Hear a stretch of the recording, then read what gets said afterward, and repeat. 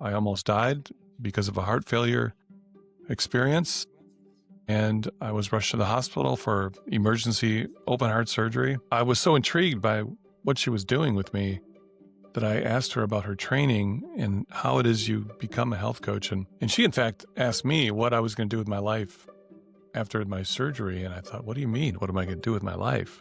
I'm going to do what I've always done.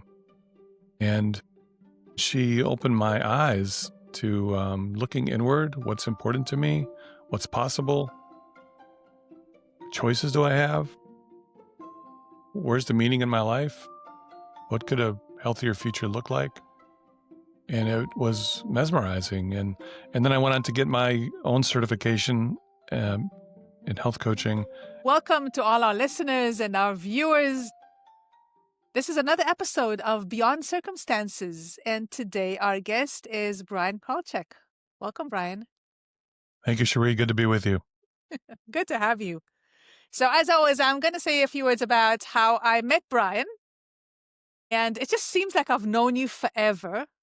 But if I were to guess, I would say that we probably met through the ICF's community of practice that I co-led with the amazing Ellen co-chair. And we invited you. And after that, we had an opportunity to collaborate. I think it was an online conference that had to do with the National Board of Health and Wellness Coaches or something like that. Mm-hmm. And we spoke about resilience. And then we just, and I took one of your courses. So I also got to experience you as a trainer. Mm-hmm. And we've been friends ever since. And Yes. we're also collaborating on a very exciting project right now. So when I was putting the guest list together for this podcast, it was like, yeah, okay, I need Brian. Like, there's no doubt about it. We had so many interesting conversations. Mm-hmm. And I love your perspective on things. So, Brian, for those who don't know who you are yet, tell us who you are, what you do, what you're passionate about. Sure. Well, I consider myself to be a resilience expert and one who's passionate in supporting other people in dealing with difficult circumstances, developing empowerment, and seeing the world differently in circumstances in a way that creates opportunity. I guess I've always been sort of a positive psychology type of person as I reflect back on my history. As we develop our professional identity, we're getting credentials and getting trained by others and so on. And it's not always easy to see in those early years who I am. I'm absorbing what others think is supposed to be important. But a blend of my personal and professional history would be, I think, best for our listeners. So professionally, I was trained as a psychologist in counseling psychology.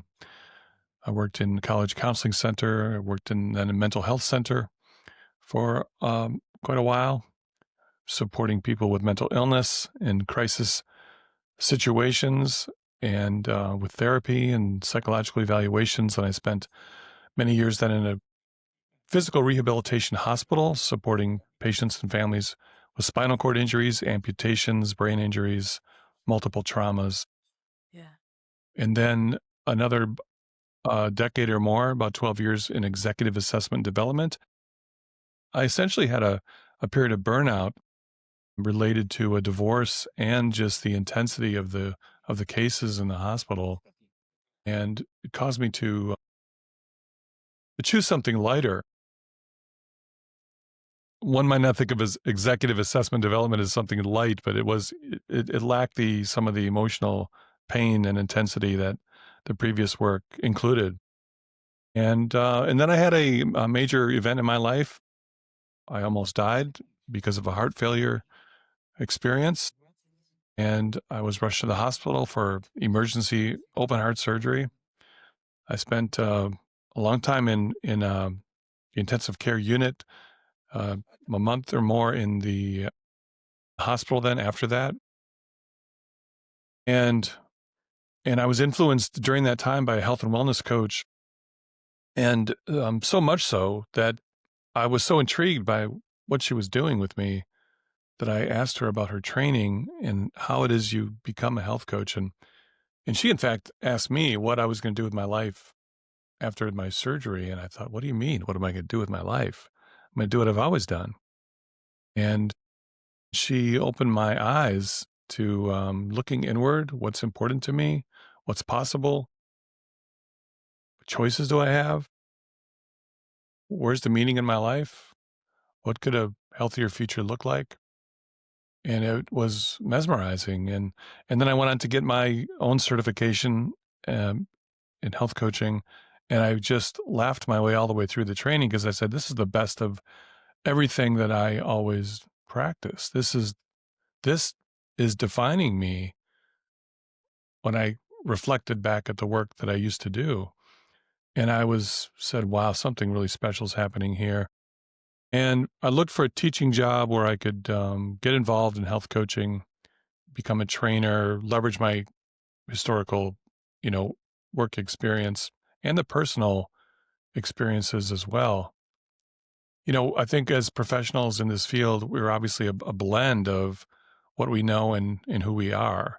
And what we've experienced has a tremendous impact on who we are, right?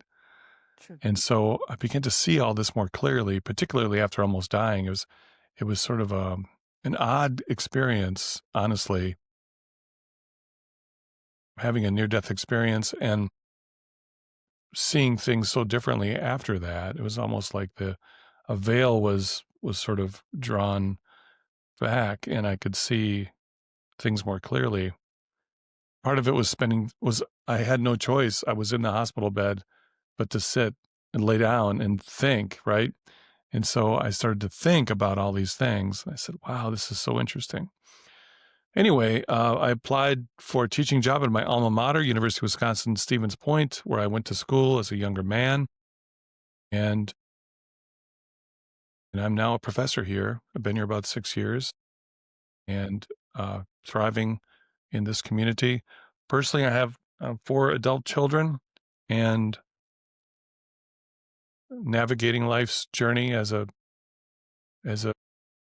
parent of adults, and live with my wife Julie and our dog Izzy, and we live a simple life in a small cabin on a lake here in Wisconsin. We rented it initially while we looked for a home, and it became home. It became this peaceful respite, the kind of place that you don't want to leave. And so we said, why are we leaving this place? So we bought it and tidied it up a bit, and now it's our sanctuary. I'm excited to be here with you. I agree. We've had many wonderful conversations and collaborations and expect that to continue. And I'm happy to be with you and your friends here today. Thank you. Thank you for saying yes. I know we had a few conversations about we both had a near-death experience, and I guess that's an invitation to look at things from a different perspective. Kind of go to that meta view, but then go down to the details. So I want to ask you, questions that I usually start with, and I always ask it, Mhm. sometime during the podcast. And that is, what is, in your opinion, from your experience, one thing, or maybe more than one thing, that people get wrong, or most people get wrong when they're trying to navigate through a crisis, move Mhm. beyond circumstances, or manage a crisis. What are the things that they're not seeing or Mhm. they get Mhm. wrong? Yeah, I have a short collection of thoughts around this, Mm, Cherie. I think one of the things that comes with age, I'm 60 years old here soon, and so I've been a witness to people's lives being sort of on fire with crisis and suffering. And then I've also been through some chapters in my life that felt quite that way. And so you start to see the patterns, right? And I yes. think this combination of what I've seen and what I've been through has led to some powerful insights. One of them is that I think we tend to want to fix things. I think we all look for relief when we're suffering, for obvious reasons. We want it to end. And we notice as time goes by that there's something quite important that's happening to us in the suffering, and that there's somehow an opportunity to to learn and grow and see things differently, and influence the trajectory of our lives, and also influence other people in the way that we're managing that. And so um, I think there's this idea of being with pain. Let me just try to be more specific here. So, when you're sitting with emotional pain, I think about a painful divorce I went through, and a deep betrayal, and the emotional, the searing emotional pain that bullies us, right? That we feel so powerless in that moment, and it just will is relentless and won't end. And or the physical pain after an open heart surgery that is Mhm. searing in a different way, and you're squirming, and there's no relief, there's no release. I remember pushing the button for the morphine and Oh, been there. saying, Been there, done yeah, that. and going like, Not why with isn't heart it surgery, but yeah. why isn't it working? And they're like, you're getting, I'm sorry to bring back the memories. And they're like, dude, you can't have any more. Like, please, somebody raise the threshold, break the rules. Yeah. This has got to stop. And you're looking at the clock and counting the seconds. Can I get through the next 30 seconds? Yep. And something happened to me in both those instances. I paused in the moment, and it was like I saw this dragon. This dragon was the pain. This dragon was breathing fire. And I felt myself standing in front of this dragon saying, I see you. I see you. And just that moment of detachment, that I'm sitting in the pain and I see you. I see that this suffering, that I felt okay for a moment, you know? It was just a moment where I was in the searing, you know what I'm saying? But I wasn't feeling the sear.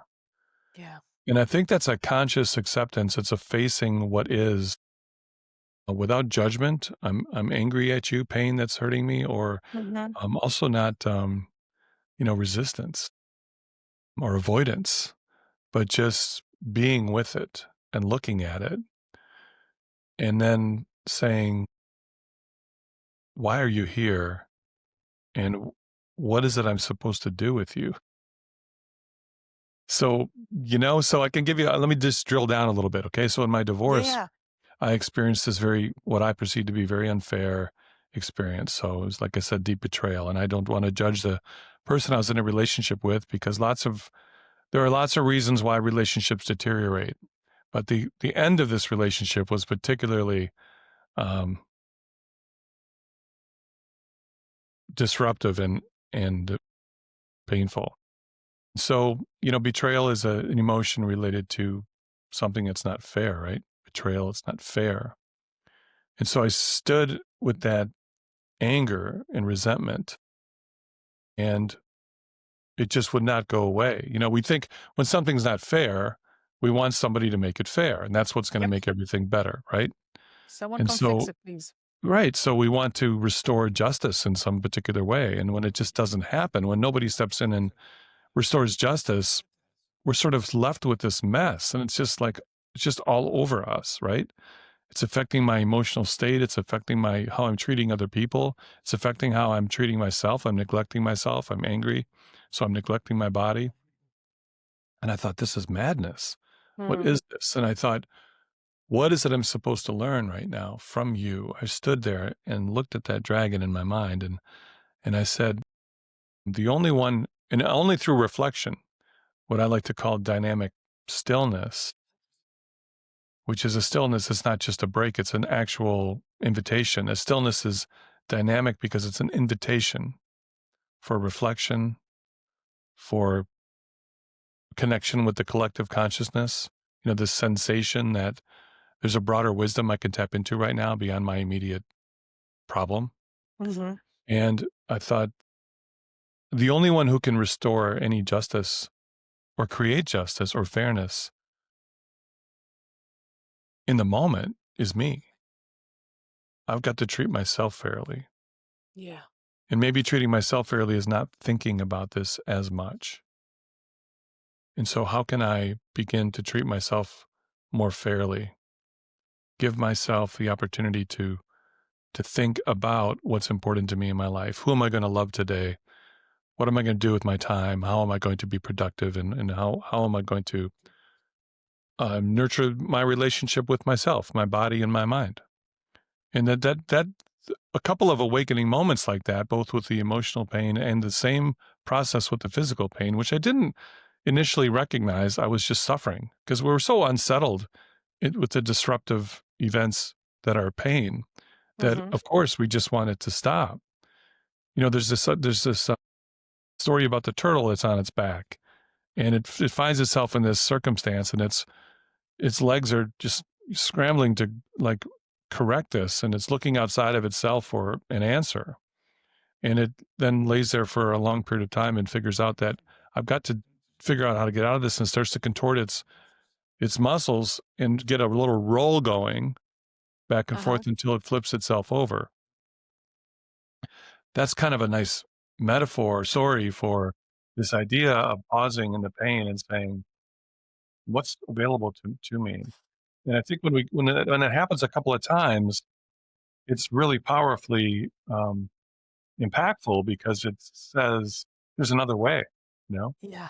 And then we say, well, that worked one time, but that was just some trick. And then what I've learned over time is it's not a trick. It's a way of life. It's a way to be. And so I think these are experiences and a little trial and error. And frankly, that I think when I was practicing for years before these personal events, I was engaging in techniques, but Hmm.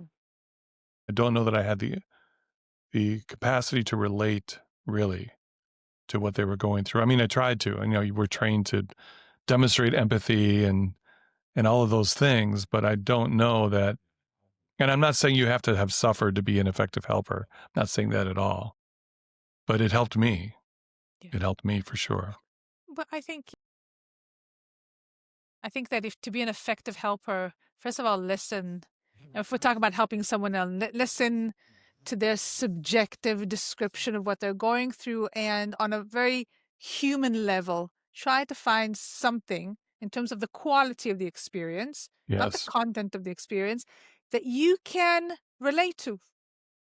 So, at some point, we've all suffered about, Yeah. in some context, or felt helpless about something.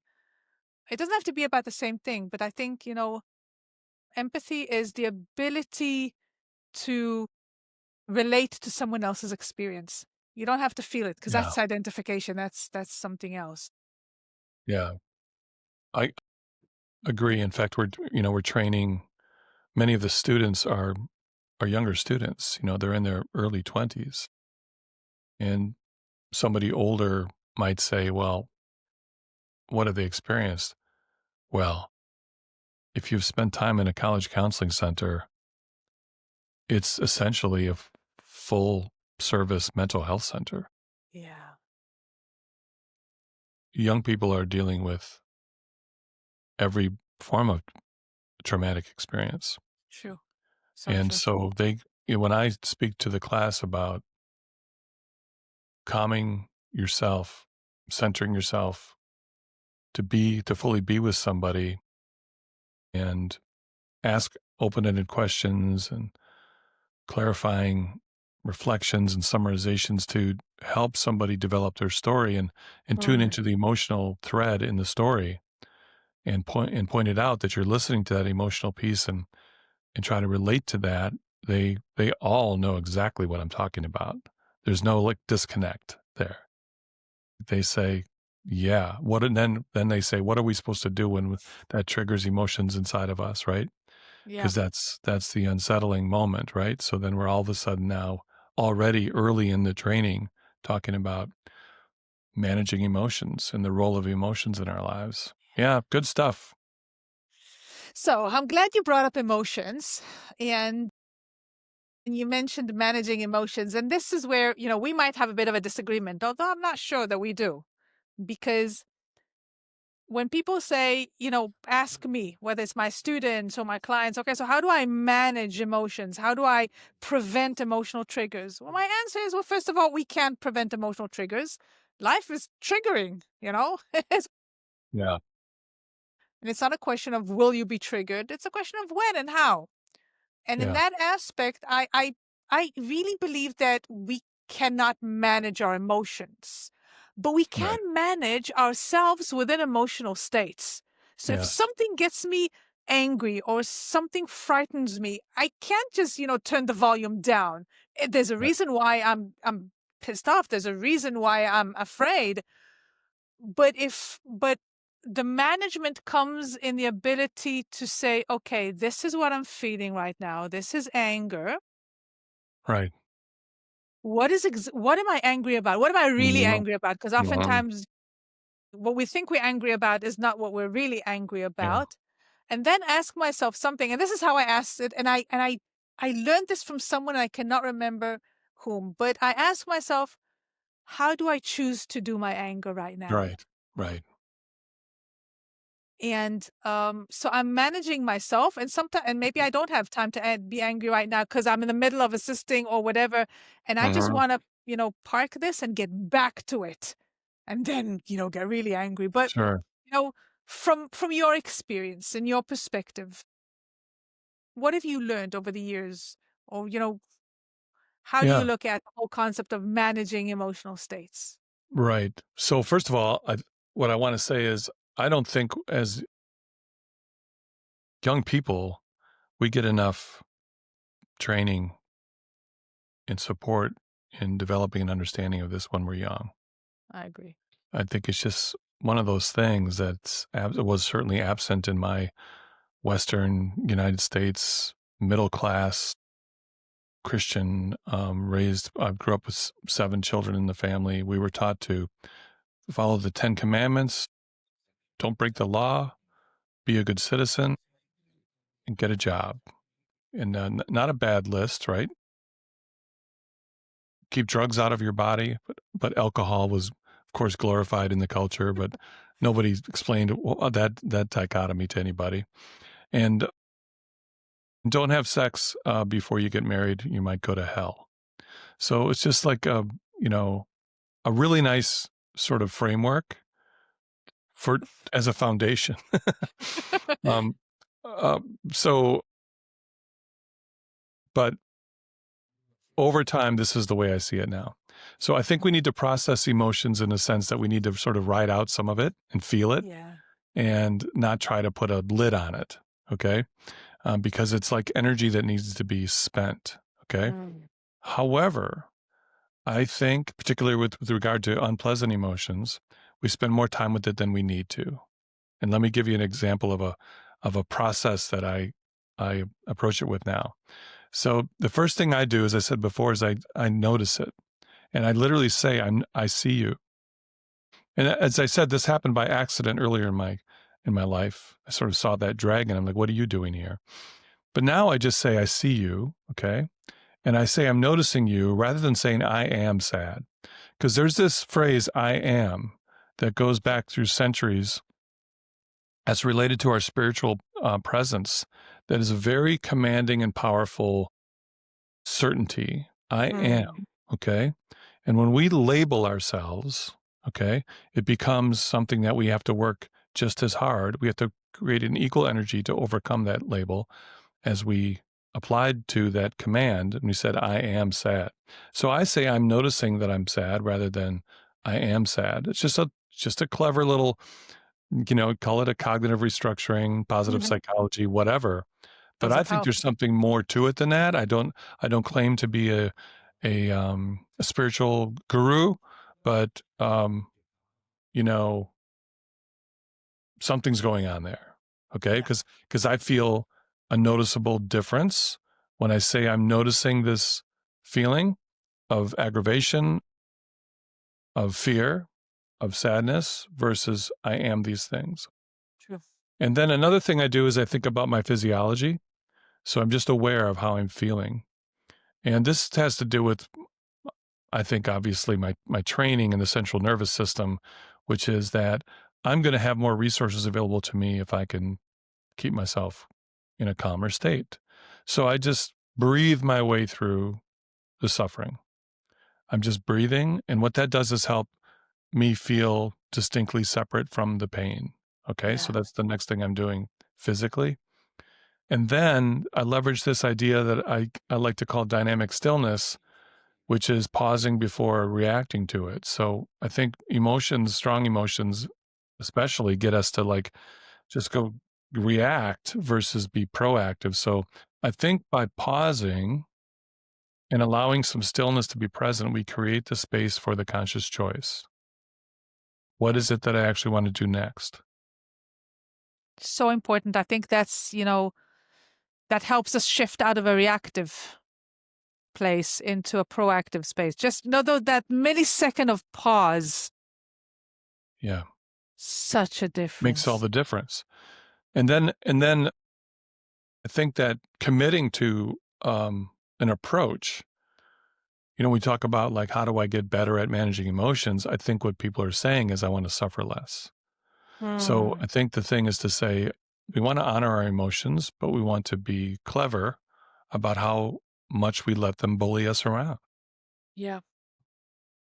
And I think part of it is also be willing to be uncomfortable Oh, for and not sure. be afraid of that. It's okay to be uncomfortable. Not all of the emotions are comfortable. Yeah. But I mean, they are amazing teachers. They teach us so much about the Yeah. world, about us, about relationships, and it's okay not to Yeah. be comfortable. It doesn't have to be fuzzy all the time. Couldn't agree more. And so much of that applies to the middle ground of emotions, just like the daily discomfort. I think that the tricky thing is when people are traumatized and overwhelmed, desperate for relief, Yeah. even suicidal, that the message that you can apply some technique is not an easy thing to hear. Mm. And I think we need connection. We need to be present with people who are in a state of desperation and pain. I've early in my career doing crisis work with people who were suicidal. Somebody said to me one day, after they were discharged from a hospital after a episode of a suicide attempt and a period of stay in a psychiatric inpatient facility, came out and said to me, "You were the only person who spoke to me, um, who connected with." The words they used were, "Who spoke to me with kindness, and didn't Mm. judge me." Sort of like So people were important. talking about. She said, "People were talking about me. You were talking to me, and you also got you got low."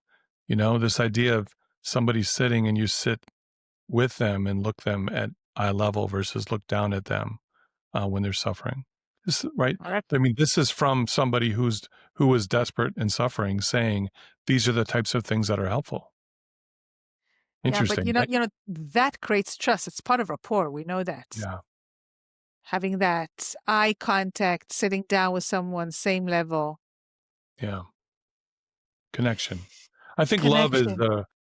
love is underplayed. I think it is the most important thing, frankly. The desire to connect, the desire to collaborate.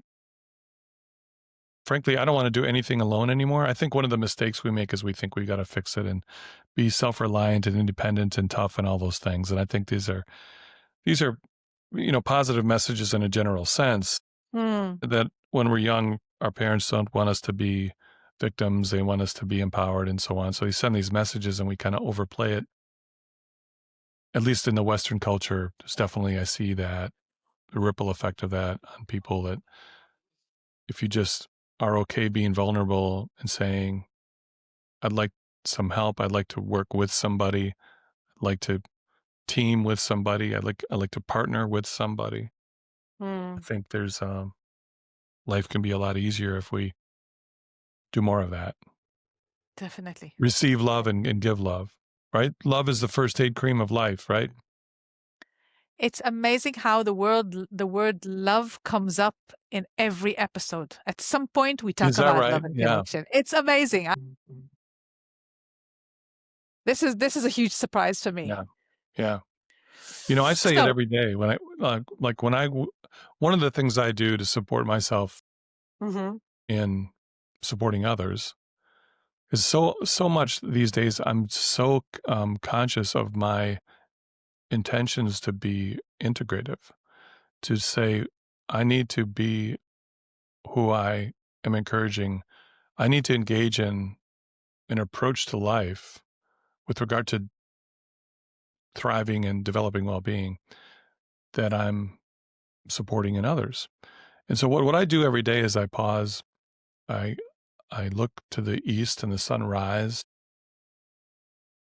I'm not an expert in meditation, but I'm doing more of that, and uh-huh, I'm developing it slowly, and it's working for me. And in that pause, I create intentions, uh-huh. clarity about my morning, and who am I going to love? What am I going to do with my time? What do I believe is possible, and what am I grateful for? It doesn't take very much time, but it sets powerful intentions. hmm And I literally say, I'm going to love the people in my life. And of course, that means caring about my students, caring about my peers, caring about my family, caring about people across the ocean like you that I have relationships with. And because I've created that intention, I tend to hold it more closely to my conscious awareness. So I tend to behave in ways that follow through with my intentions. And then at noon, I do the same thing. It takes me about Yeah. 30 seconds. I look outside my window to nature. I connect briefly. And so I do that 3 times a day. And I think as I've grown older now, I really appreciate this exercise that I've been engaging in for a few years now, since my surgery, actually. That has helped me develop a deep appreciation for caring for my mental health. I take the time to pause my mind. I take the time for recovery. I take the time to think, you know, hmm and I've noticed that makes my life appear a little simpler, in terms of Yeah. the operational execution of my life, the way it's playing out. Obviously, life throws us curves, All the time. painful ones, and sometimes we don't know when that's coming. You know, the worst things happen on a Tuesday afternoon at 2 o'clock. You just never saw it coming, Yep. and you say, holy crap, what is this now? And you start to sift and sort it out. Listen, Ryan, time flies when you're having fun, and we're close to completion. So Yeah. I want to ask you about your top resilience building techniques, but you already started talking about that. So I just Okay. want to, just kind of a recap. And then if you have anything to add, you talked about taking time to pause your mind and taking time to think. You talked about breath. You mentioned love and connection and gratitude and setting an intention. Yeah. What else? Well, I think I'd like to wrap this up by saying that the only way to get better at anything is to practice. So So we true. can have these conversations and we can be inspired and we can say, wow, that was great. But then we walk away, and how does that translate to something meaningful on a daily routine basis? And the only way we can translate inspiration to results in our lives is to commit to some practice. So I believe that we've got to commit to a practice. And I think it's a little different for everybody. So I don't have a prescription for anyone, but we've talked about some of the things that I have noticed and experienced. But I believe that if one commits to a practice, one will develop confidence. Yep. And that growing of incremental confidence is the development of empowerment, and that is empowerment opens the door, and I mean that in the most healthy way. I Mm-hmm. mean your confidence in embracing life's challenges and helping others do the same. That becomes something that you can describe, you can support others with, and with empowerment comes freedom, True. choices. What do I want to do? Everybody wants relief, but I like to ask people, if you had relief, what would you do with Won't. the freedom of from the harassment? What would you do with your freedom? And of course everybody says, well, I'd live. And what does that mean? It means to love, to be productive with our time, right? And to Yes. take care of our bodies so we can get up the next day and do more of it. So I think that it's not complex, but it requires some commitment. And of course, if we're going to develop a practice, we need support from others. We need to talk about what we're doing, Mm-hmm. and to get the support, because we know that helps people follow through. A little accountability is nice. That's why people get coaching, but it's not everybody needs a coach, but we do all need love and support. So anyway, those are my final thoughts, Cherie. I love that. I love it.